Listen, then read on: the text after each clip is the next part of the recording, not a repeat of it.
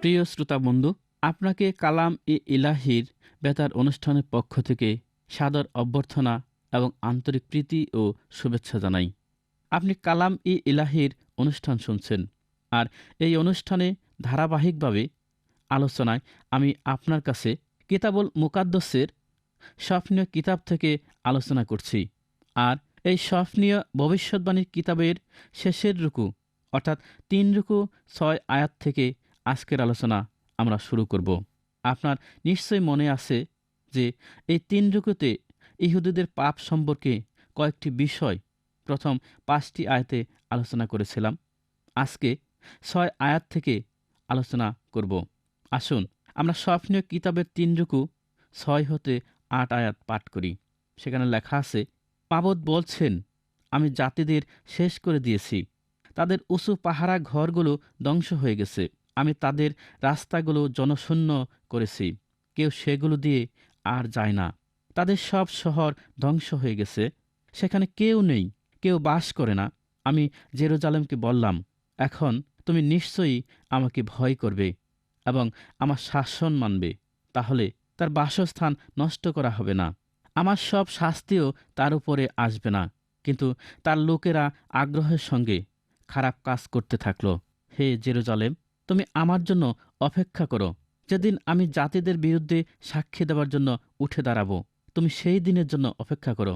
আমি ঠিক করেছি যে জাতিদের আমি জমায়েত করব, রাজ্যগুলো একত্র করব এবং তাদের উপর আমার গজব, আমার জ্বলন্ত রাগ ঢেলে দেব। আমার দিলের জ্বালার আগুনে গোটা দুনিয়া পুড়ে যাবে। তারপর আমি জাতিদের মুখ পাক সাফ করব, যাতে তারা সবাই কাঁধে কাঁধ মিলিয়ে আমার আবাদত করতে পারে। আমরা দেখি ভবিষ্যৎবাণীদাতা স্বপ্নের ভবিষ্যৎবাণীর মধ্য দিয়ে আল্লাহ আসন্ন ক্লেশের কথা ব্যক্ত করেছেন। কি হবে সেই বিষয়ে শোনাচ্ছেন। আর এখানে এমনভাবে বলা হয়েছে যেন ঘটনাগুলো ঘটে গিয়েছে। এটাই ভবিষ্যৎবাণী। ভবিষ্যৎবাণীদাতার দর্শনে অতীত, বর্তমান ও ভবিষ্যতের বিষয় একসঙ্গে পান এবং সেই সঙ্গে সঙ্গে তিনি শুনতে থাকেন কি হচ্ছে, কি হবে। এই বিষয় ভবিষ্যৎবাণীদাতা পরিষ্কার বুঝতে পারেন। এহেজকেল ভবিষ্যৎবাণীদাতা তার ভবিষ্যৎবাণী কিতাবে দেখেছেন যে ব্যাবিলনের কবার নদীর তীরে ভবিষ্যৎবাণীদাতারা বসে আছেন, ধ্যানে সমাধিস্থ হয়ে গেলেন সেই জেরুজালেম আবাদতখানার প্রাঙ্গণে, এবং আবাদতখানা কি ঘটবে তিনি তা দেখতে থাকলেন। আল্লাহ যা দেখান তাই করেন, তার কালাম মিথ্যা নয়। ইতিহাসের সাথে মিলিয়ে দেখুন, ভিন্ন ভিন্ন শহর, মহানগর ধ্বংসস্তূপে পরিণত হয়েছে, দেশ উচ্ছিন্ন হয়েছে, উচ্চ দুর্গ ধূলিসাৎ হয়েছে, পথ দিয়ে লোক চলাচল করে না, কেননা মানুষজন বিনষ্ট হয়েছে। ৭ আয়াতে আমরা দেখতে পাই যে আল্লাহ এহুদা তথা জেরুজালেমের উপরে বিচার আনবার আগে বহুবার ভবিষ্যৎবাণীদাতাদের মুখ দিয়ে চেতনাবাণী, সাবধানতার বাণী শুনিয়েছেন, কিন্তু তারা শুনেনি। আল্লাহ বলেছিলেন, যদি তোমরা আমার কথা শোনো, শাসন গ্রহণ করো, তাহলে তোমাদের নিবাস উচ্ছিন্ন হবে না। আমরা ৩ রুকু ৮ আয়াতে দেখতে পাই যে মাবুদ আল্লাহ স্বপ্নের মধ্য দিয়ে যে ভবিষ্যৎবাণী প্রকাশ করেছেন, সেই ভবিষ্যতের বিষয় বড়ই গুরুত্বপূর্ণ, ভয়ঙ্কর। মহাক্লেশের দিন আসবে। প্রভু ঈসা মসীহ প্রথমে তার মনোনীতদের নিজের কাছে সংগ্রহ করবেন। মানুষ এ সকল কথা বিশ্বাস করে না। সেদিন এহুদা ও জেরুজালেমও বিশ্বাস করেনি। পৃথিবী ও তৎসঙ্গে আমরা সবাই সেই বিচার দিনের দিকে এগিয়ে যাচ্ছি। হঠাৎ কখন সেই মহাক্লেশের মধ্যে এগিয়ে পড়ব, আল্লাহর অন্তর্জ্বালা ও ক্রোধের আগুন নেমে আসবে। আমরা এইবারে ৯ হতে ১৩ আয়াত পর্যন্ত দেখব। সমস্ত বিচার শেষ এবং রাজ্য স্থাপিত। পাঠ করি। বিশেষ করে এই সময় আমরা দেখব, এখন আমরা মহা অন্ধকার থেকে কিন্তু আলোর দিকে যাচ্ছি। এই অংশে ভবিষ্যৎবাণীদাতা প্রকাশ করেছেন যে ঝড় থেমে গিয়েছে।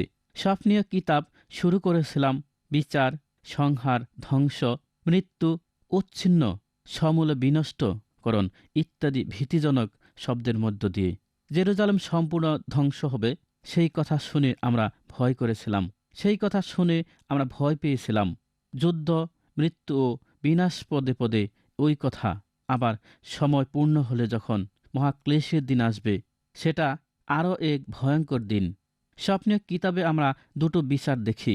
প্রথমত আল্লাহর মনোনীত বান্দাদের বিচার, আর দ্বিতীয়ত জাতিগণের বিচার। প্রথম বিচার বিষয় এই কথা বলা যায়, আল্লাহ যাদের ভালোবাসেন তাদের শাসনও করেন।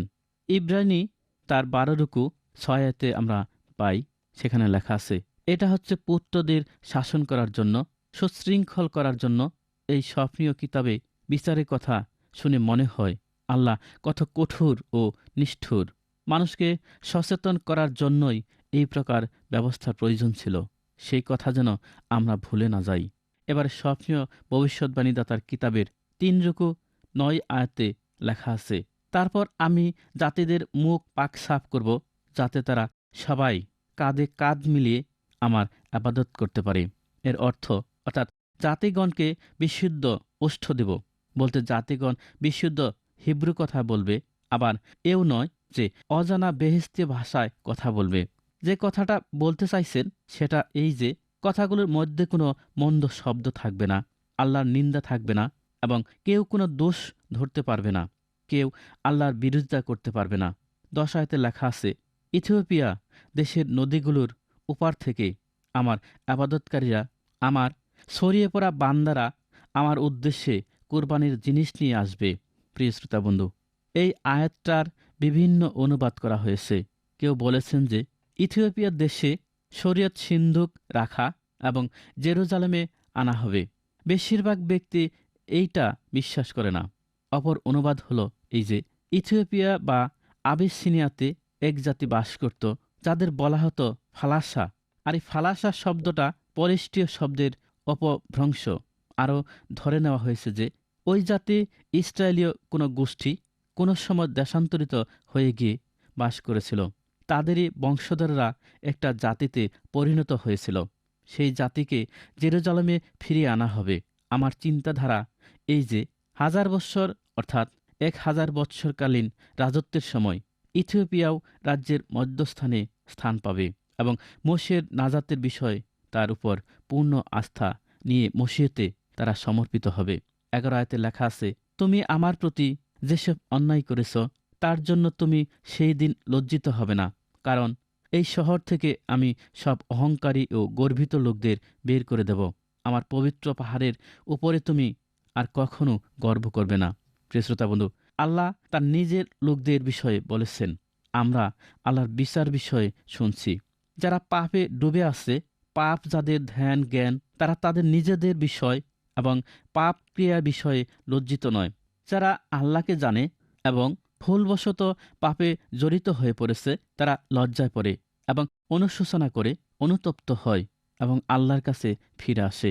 কিতাবুল মুকাদ্দাসের লোকলিখিত সুসমাচারের 15 রুকু 1 আয়াত থেকে 32 আয়াতে আমরা দেখতে পাই অপব্যয়ী পুত্রের দৃষ্টান্ত। এখানে দেখি ছেলেটি ভুল করেছিল, যার জন্য তাকে শূকরের খোয়ারে নেমে যেতে হলো, শূকরের শুটি খাবার খেতে হলো। কিন্তু সেই অবস্থা সে সুখী ছিল না।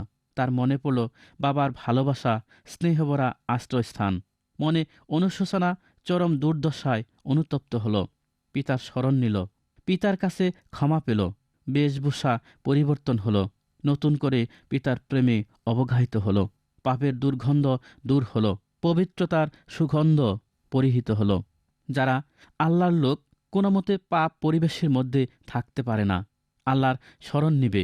এই আয়াত আমাদের মথিলিখিত সুসমাচারের 5 আয়াতের দিকে দৃষ্টি আকর্ষণ করায়, যে লেখা আছে, ধন্য যারা মৃদুশীল, কারণ তারা দেশের অধিকারী হবে। আমরা স্বপ্নে কিতাবের 3:12 আয়াত লক্ষ্য করি।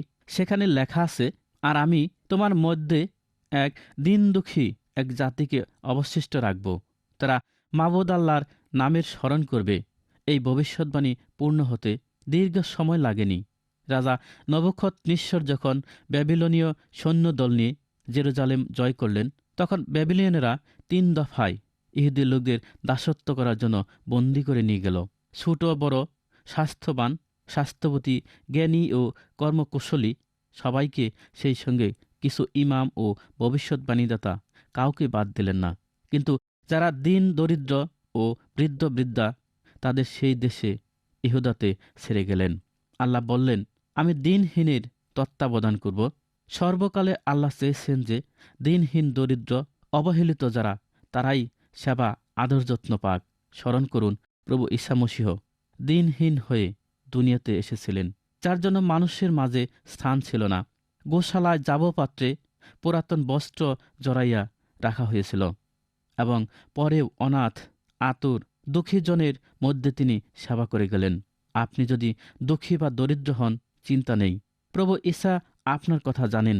13 আয়াতে আমরা দেখি যে কি লেখা আছে, ইসরায়েলের সে বাকি লোকেরা অন্যায় করবে না, তারা মিথ্যা কথা বলবে না এবং তাদের মুখে ছলনা থাকবে না। তারা খেয়ে নিরাপদে ঘুমাবে, কেউ তাদের ভয় দেখাবে না। প্রিয় শ্রোতা বন্ধু, ইসরায়েলের যারা বন্দিতে গেল না, দেশে রয়ে গেল, তাদের কথা বলা হয়েছে যে তারা অন্যায় করবে না, আল্লাহকে ত্যাগ করে অপর দেবতাকে সেবা করবে না, তাদের মুখে মিথ্যা কথা থাকবে না, আর তারা তাদের জিহ্বা দিয়ে অপরকে প্রতারণা করবে না। এই কথা থেকে একটা বিষয় আমরা বুঝতে পারছি যে একসময় তাদের মধ্যে ওই সকল মন্দ স্বভাব বহুল পরিমাণে ছিল, যার জন্য আল্লাহ তার বিচারে তাদের আনলেন।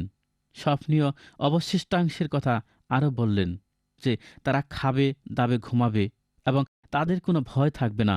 এই সবই পরবর্তীকালে যখন মাবুদ আল্লাহ ইসরায়েলকে দেশে ফিরিয়ে আনবেন এবং দেশ সম্পূর্ণভাবে তখন তাদের হবে, তখনকার বিষয়। প্রিয় শ্রোতা বন্ধু, এ যাবৎকাল ইসরায়েলে কি হয়েছে এবং এখন কি হচ্ছে আপনারা জানেন। প্রতিদিন প্রতি মুহূর্ত তাদের উপরে ভীতি আসছে, ছোটখাটো নানা অশান্তি দেখা যাচ্ছে। তবে কি স্বপ্নীয় ভবিষ্যৎবাণীদাতা ভুল কথা বলেছেন? আমি আপনাকে বলেছিলাম যে ভবিষ্যৎবাণীদাতা তার দর্শনে অতীত, বর্তমান ও ভবিষ্যৎ দেখতে থাকেন ও তার ভাবুক্তি প্রচার করেন। সেই দিন আসছে যেদিন মসীহ ঈসা ইসরায়েল জাতিকে আপন দেশে পুনঃপ্রতিষ্ঠিত করবেন ও তিনি নিজে তাদের সকল ভার নেবেন, তখনকার বিষয় উল্লেখ করেছেন। এখন আমরা সেই দিনের কথাই শুনব, যেদিন রাজা তার রাজ্য স্থাপন করবেন, ইসরায়েল পুনঃপ্রতিষ্ঠিত ও রহমতযুক্ত হবে। এখন আমরা স্বপ্নীয় ভবিষ্যৎবাণীদাতার কিতাবের 3-14-20 আয়াত পাঠ করব।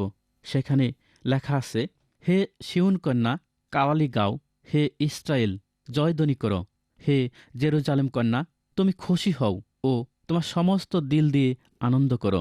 মাবুদ তোমার শাস্তি দূর করে দিয়েছেন, তিনি তোমার শত্রুকে তাড়িয়ে দিয়েছেন। ইসরায়েলের বাদশাহ মাবুদ তোমার মধ্যে রয়েছেন, তুমি আর কখনো বিপদের ভয় করবে না। সেই দিন তোমাকে বলা হবে, হে সিউন, তুমি ভয় করো না, তুমি নিরাশ হইও না। তোমার মাবুদ আল্লাহ তোমার মধ্যে আছেন, তার রক্ষা করবার শক্তি আছে। তিনি তোমার বিষয় নিয়ে খুব আনন্দিত হবেন আর তার গভীর মহব্বতের তৃপ্তিতে তিনি নীরব হবেন। তিনি তোমার বিষয় নিয়ে আনন্দ কাওয়ালি গাইবেন। মাবুদ বলছেন, নির্দিষ্ট ঈদ পালন করতে না পেরে তোমার যে লোকেরা দুঃখ করছে, তাদের আমি একত্র করব। তারা তো অসম্মানের বোঝা বহন করছে। যারা তোমার উপর জুলুম করে, তাদের সবাইকে আমি সেই সময় শাস্তি দেব। আমি খোরাদের উদ্ধার করব এবং যারা ছড়িয়ে পড়েছিল তাদের জমায়েত করব। তাদের লজ্জার বদলে আমি তাদের সারা দুনিয়াতে প্রশংসা ও গৌরব দান করব। হে জেরুজালেমের লোকেরা, সেই সময় আমি তোমাদের নিয়ে এসে জমায়েত করব। আমি যখন তোমাদের অবস্থা ফিরাব, তখন দুনিয়ার সমস্ত জাতির মধ্যে আমি তোমাদের সম্মান ও গৌরবের পাত্র করব, আর তোমরা তা দেখতে পাবে। আমি মাবুদ এই কথা বলছি। প্রিয় শ্রোতা বন্ধু, এই অংশটি বড়ই সুন্দর, তাই নয় কি? কিতাবুল মুকাদ্দাসের ঈসায়া ভবিষ্যৎবাণীদাতার কিতাবের 11 যে রাজার বর্ণনা দিয়েছেন, স্বপ্নীয় ভবিষ্যৎবাণীদাতা সেই রাজার রাজত্ব দেখছেন। ইনজিল শরীফে যিনি এসেছিলেন এবং আবার আসবেন, সেই প্রতিশ্রুতি দিয়েছেন, সেই মসীহ ঈসাই সেই রাজা, যাকে শান্তিরাজ বলা হয়েছে। শান্তিরাজের সংক্ষিপ্ত বর্ণনাটা শুনি। আসুন আমরা ঈসায় কিতাবের 11-1-9 আয়াতের মধ্যে দেখতে পাই। মসীহ ঈসা আসছেন, শীঘ্রই আসছেন, তার রাজ্য তিনি স্থাপন করবেন। 15 আয়াতে আমরা দেখতে পাই, শান্তিরাজ যখন সিউনের রাজত্ব করবেন। জেরুজালেমকে এই বার্তা দেওয়া হলো, মাবুদ আল্লাহ তোমার উপর থেকে সমস্ত শাস্তি তুলে নিয়েছেন, তোমার শত্রুদের সরিয়ে দিয়েছেন, তুমি আর ভয় করবে না, কেননা মাবুদ আল্লাহ তোমার মধ্যবর্তী। 16 আয়াতে বলা হয়েছে যে জেরুজালেম তুমি ভয় করো না, তোমার হাত শিথিল করো না, মাবুদের জন্য ব্যস্ত রাখো। 17 আয়াতে বলা হয়েছে যে ভয় করো না। এই উৎসাহবাণী আজ আমাদের জন্য। মাবুদ আল্লাহ যখন আমাদের মধ্যে তার বিষয়ে উৎসাহ দেখবেন, তার কাজে উৎসাহী দেখবেন, তিনি আনন্দ করবেন। এখন আমরা 18 হতে 20 আয়াতে দেখতে পাই, সেখানে লেখা আছে, জেরুজালেমের জন্য সে এক মহাদিন হবে, দুনিয়ার সামনে আবার মহান হবে। বিপদের দিনের সকল কলঙ্ক মুছে যাবে, প্রতাপের সূর্য উদিত হবে। পৃথিবীর প্রান্ত হতে মানুষ আসবে তাদের অর্ঘ্য ডালি নিয়ে রাজাকে সম্মান জানাতে। কেননা আল্লাহ মালিক দুনিয়ার প্রান্ত থেকে, সমুদ্রের পরপার থেকে ইসরায়েল জাতিকে সংগ্রহ করবেন। যেদিন সেই গান অর্থপূর্ণ হবে, হোসান্না হোসান্না এলেন শান্তিরাজ। কিতাবুল মুকাদ্দাসের দ্বিতীয় বিবরণ তার 26-19 আয়াত পাঠ করে আমরা এই স্বপ্নীয় কিতাবের আলোচনা শেষ করব।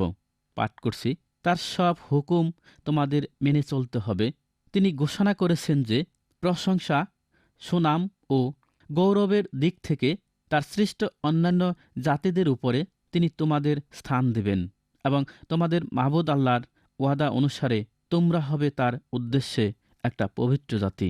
আল্লাহ প্রতিজ্ঞা ইসরায়েল জাতির প্রতি এবং আত্মিক ইসরায়েল রূপে সকল ইসরায়েলদের প্রতি আছে, থাকবে। আসুন সেই বিশ্বাসে আমরা এগিয়ে চলি, আল্লাহর উপর নির্ভর করি। আল্লাহ আপনার জীবনে রহমত দান করুন। খোদা হাফেজ।